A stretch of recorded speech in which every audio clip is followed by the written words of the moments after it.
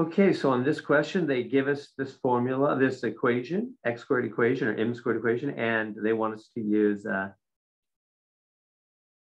oh, forget about that math quill stuff. I don't know what it's talking about. Or I guess it means this thing right here, but whatever. Here we go. So I'm going to bring it on down. 4m squared plus 3m minus 4 equals 0. Okay. And so what do you do when you're solving m squared and m to the first? Step number 1 is you get a 0 on one side. It's already done, right? We already have a 0 on one side, so we don't have to do that. Step 2, identify or peel off A, B, and C. So in other words, this is A, the number next to x squared or m squared. In this case, this is B, the 3, and this is C. They're those numbers. Okay. And then step 3, use the quadratic formula. What's the quadratic formula? So I'll just write it out here for us. Hey, on my question, Mr. Heron, if mine is just negative r, then I would use B as number 1, right? I would use a 1 in place of B. Oh, yes. I'm sorry. I understand now. Yes. So tell me what you have, the whole question. I got 4r squared minus r minus 4 equals 0. Awesome. Yeah, you're totally right. So this would be minus 1 would be your B.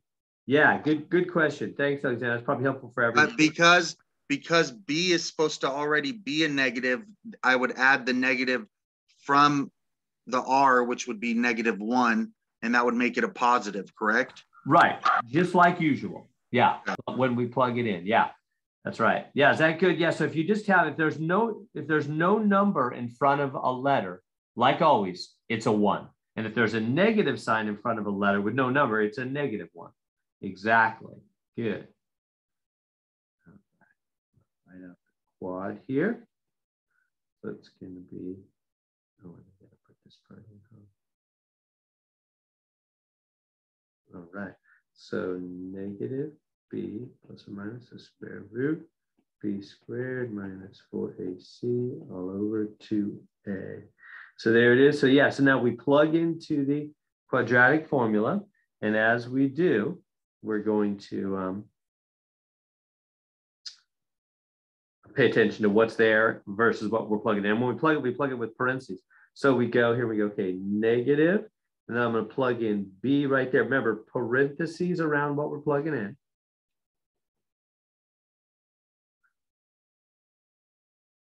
All right. And here we go, B squared, and plug in B right there as well. Remember, parentheses around it.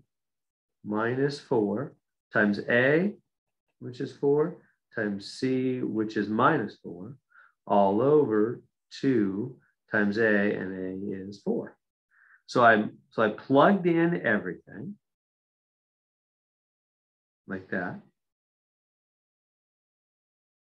And now, so again, with parentheses, you put parentheses around things when you plug them into the formula. So now let's take another step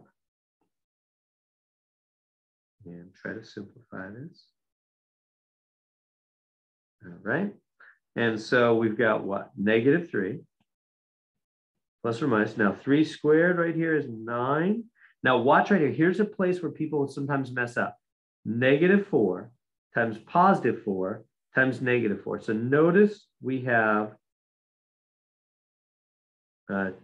2 negatives equals positive. Remember, 2 negatives. If you have 2 negatives, it becomes positive. But I happen to have a -4 and then a +4 and then another -4. So I have 2 negatives.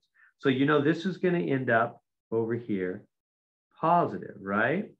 Tracking with me? This is going to be positive. Sorry, my screen is kind of, there we go, moving around funny. So positive, and then just use your calculator. 4 times 4 times 4 is 64. Over on the bottom, 8. So let me pause there for a minute. That's really important that you get that. So again, I did negative times positive times negative. Count that sign. Whatever sign is in front of somebody, that's their baby. That's their sign. So -4 times +4 times -4. So just count the negatives. You know, 2 negatives is positive. If we had 3 negatives, it would go back to negative. If we had 1 negative, it would just be negative. If you have 2 negatives, it's positive. So we know it's going to be positive, and then just take your calculator. I don't even put in signs into my calculator. I just count the signs, 2 negatives, positive, and then I just take my calculator and go 4 times 4 times 4. I already know the sign. I don't want to mess around, slow myself down with signs.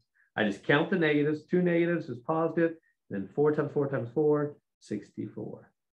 Like that. All right, let's keep going. We're getting closer. And then this is going to be square root of. You add these up on your calculator. So B is at 73. -3 plus or minus square root of 73. Right now, 73, you can try to square root it on your calculator. It isn't going anywhere. I mean, it'd just be an ugly decimal. And we don't want to write an ugly decimal answer. So we cannot square root that. Square root of 73 is only an ugly decimal. Well, how let's just say cannot be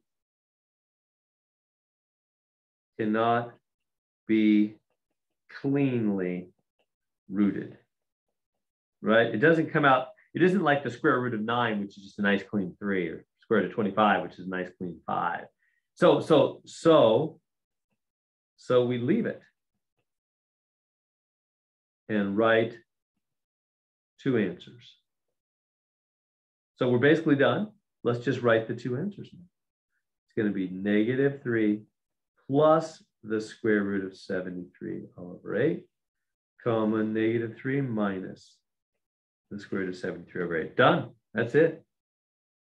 You just write the 2 answers and you're done. So if you cannot square root the number cleanly, you try it on your calculator, it's just some ugly decimal, then you're done. There's nothing more to do, just except write the 2 answers with the plus option, right? We did the plus here and the minus here for the plus or minus. 2 different options with a comma in between. And just type that in and you're done. Those are the 2 answers. There we go.